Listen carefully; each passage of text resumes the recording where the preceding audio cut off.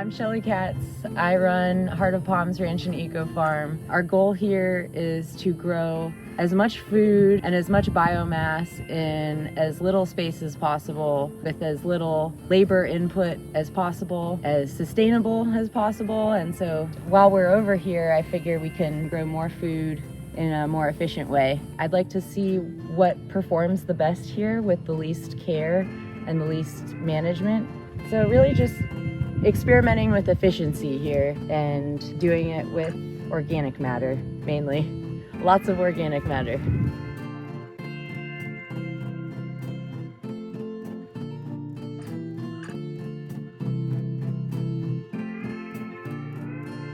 Kind of like the thing I'm going for now is I want these rare trees. I want the ice cream bean, the Rolenia, the mango. I want all that, but I want to have production right away. And so the bananas are my immediate production, and then like the perennial greens, and soon the vegetables will be how I'm using that bed space while I'm waiting for my special trees to grow up. If you want to know like all the things I've learned as I've gone along, it's kind of a demonstration of my learning journey, because at the front a lot of things don't match. It's kind of, I was just trying a bunch of different things to see what did well here and what was productive. So we can go, I can show you the first bed I ever did. So this was the first bed I did. I have videos of like, the horses used to be here. So I made like this little fence around this little section, and I planted vetiver here and fakahachi there. And the horses they lean over and rip the vetiver out. Then I changed the fence from this section to just this whole edge. And I don't know why I think we just, after a few months, decided to take the horses out of here for a bit and rest the pasture. And so I've ripped out the fakahachi that was there and the vetiver that was here. And now I just keep pulling apart the clumps. And now I believe I started with 2 vetiver plants from Green Dreams. Wow. And now I have them on half of all the beds. Yeah, that's awesome. Yeah, we've been doing a lot of this lately. I did this one by hand. So the front section, this much is a basin or trench. And it's this wide by this much deep. And then I took that sand and I mounted it up in the back. And I filled this with either logs or sticks. And now you can't tell. Now it just looks like a really wide bed because I covered everything with mulch. But this one I dug out by hand. And then after I did a few more by hand, I decided to buy a tractor. Yeah. So this is the most recent bed I've done. And it's just way more uniform looking, which is what I'm going for. But it was nice because I did everything mismatched, I had the opportunity to learn how much I love the double Musa Mahoys.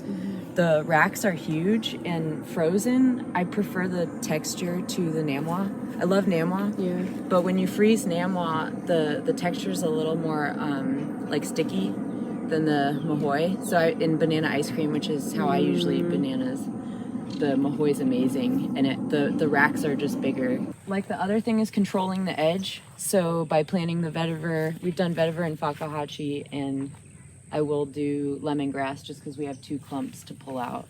And then I also do Panadol on the edge because it's crazy bushy. But I just pulled a whole patch of Panadol out and planted them along the edge of a bed down here. This is how you can tell this is vetiver. And then this is the fakahachi. It's much wider. One interesting thing about this place is how everything performed in the freeze event that we had. We have 2 coffee trees over here and a cacao that all survived. We had 2 nights of 28. I think putting things in between the pond and the oaks helps lower my zone just a little bit. I originally thought when I came here I was gonna do veg rows and just row crop like I always did.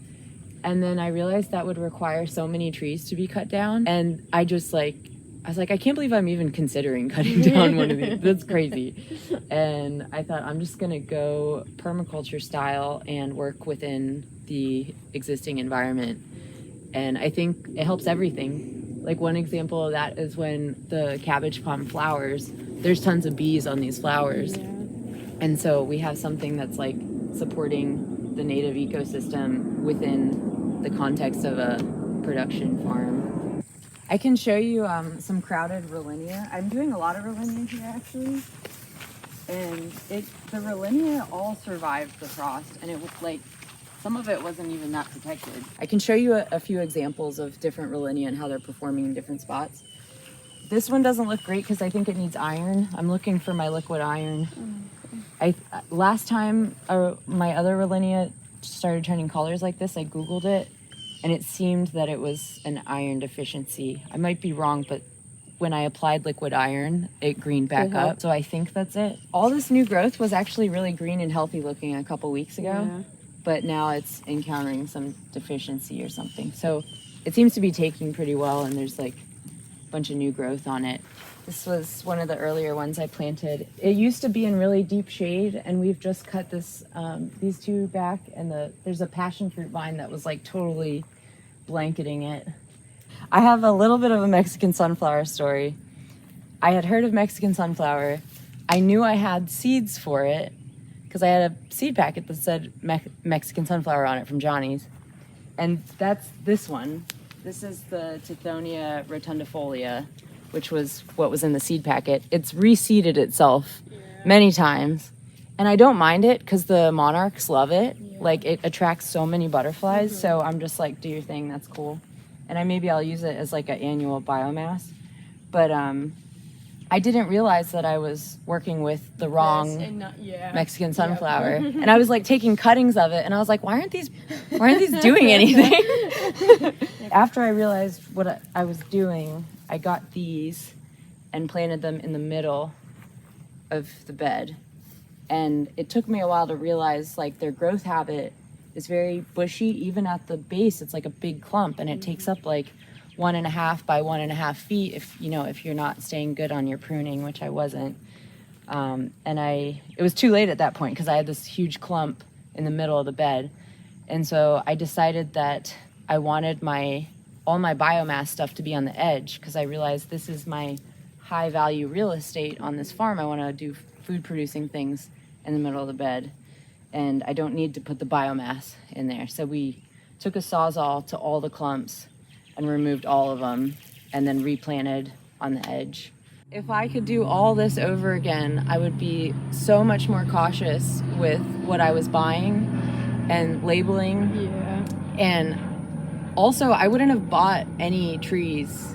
If I could start all over, I would have just built all the beds first, because I bought the trees, which motivated me to build the beds quickly, because I was like, these trees can't be in the pots too long. So it's kind of double-edged, because it was my motivation was to not let the trees die. But the best way I could have done it would be to like figure out how to build the beds correctly, build them correctly, do like a cover crop on them, and then buy the trees. But I learned from doing, so like I don't regret it. But I think that buying the trees before your bed is set up is you're probably not going to have time for the tree to sit in that pot and still be healthy when you plant it, or optimally healthy. So one thing about cover crops that I've read is if you let them go to seed, the nutrients that it takes a lot of nutrition to form a seed, and so all that nutrient is locked up in the seed until it germinates again. So this is like an unlocked version of the nutrition, and now as this green stuff decomposes, it's going to break down. And so I'm going to probably not let these go to seed. I'm probably just going to cut these as soon as I see. I mean, they're flowering already, so really I could come in here with the brush cutter. For a while when I do my tours, these were my example bananas. As to like explain why I do the berms. So I'd be like, look at these bananas here. Then let's go check out these bananas at grade.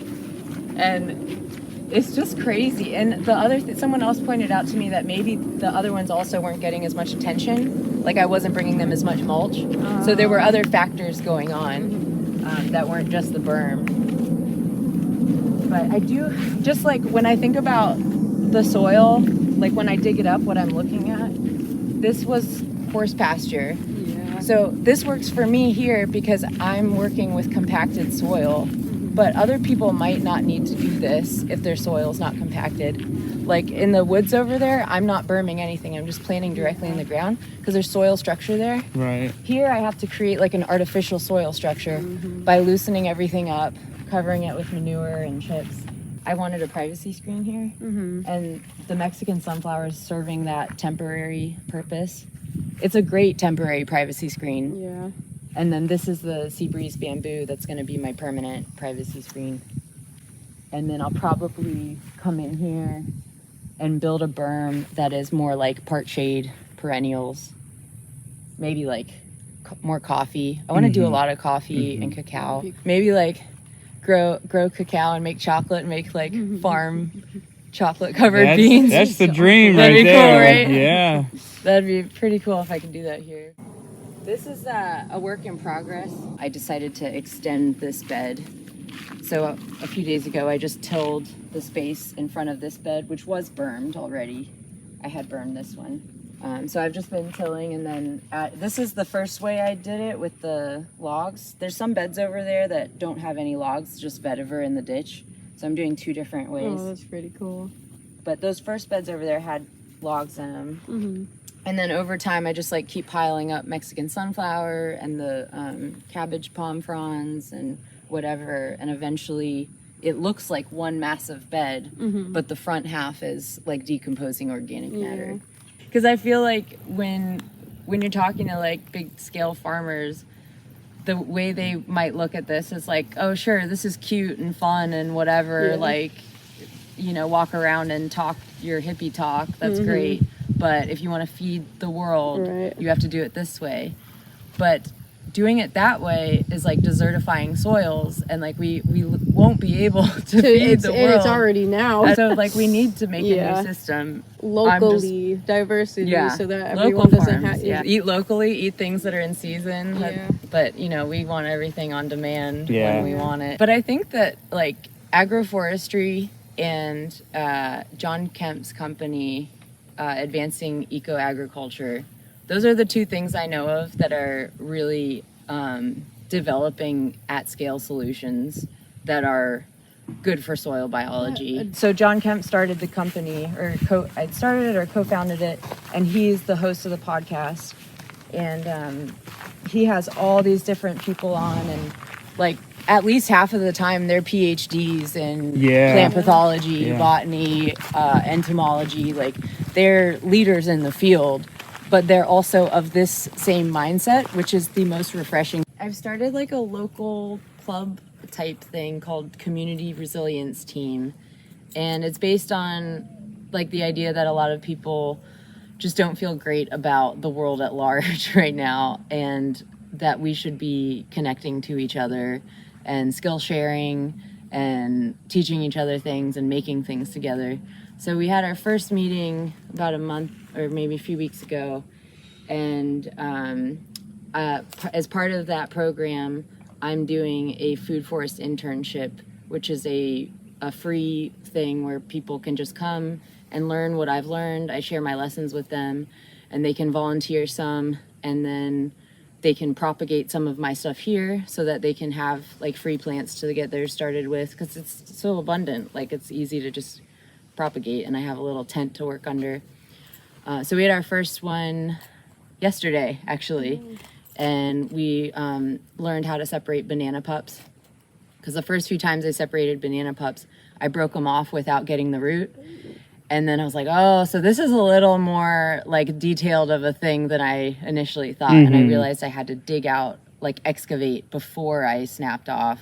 And I taught them how to do that. And then we planted some, and I just answered questions they had and explained like how I built my beds and why I believe the berm and basin works really well. And I think things are growing faster, at least for me, because I had the compacted soils. And so after they come out a few times, I'm going to go to each of their places, and we'll find a good spot in their yard or at their farm, because some people are actually farmers. Like my neighbors have animals mostly, but they want to do some of this. So I'll just go visit them, and we'll pick out a place for their first berm. and then we'll pick out what plants they want to put in it. And then the whole group is going to permablitz each person's place to do that new berm. So they learn here, work here, volunteer, propagate, and then we go do it at their place. I've been gardening since I was 18, and then slowly got more and more into like trying to make a career out of it. But it took me forever to learn. Like it just, all the stuff I've learned, I feel like someone could have taught me in a year or 2 years. And it's 10 years worth of struggling. And I don't want other people to encounter that barrier. And if I can be like, well, this is what I experienced, and I think, you know, if you can do it this way, I think it'll work better. And just like reducing the barrier to growing your own food, I think is powerful. And it's kind of hard on me because it's like, man, this took me years and years of like struggling, and I can just tell you, and like you have it in a second and you know, but I have to do that. Like I have to share that, and it feels like it's just important because people want to grow their own food, but it's really hard to know like the processes in the soil, the way the plants grow. Each plant's so different. Each plant gets propagated differently. Like if you get your cutting upside down, it won't grow. Like there's all these little things to look out for, and I just want to tell people what they are. So that's what we're doing as part of our community resilience team. We can hop back on and ride out to the pasture if you want.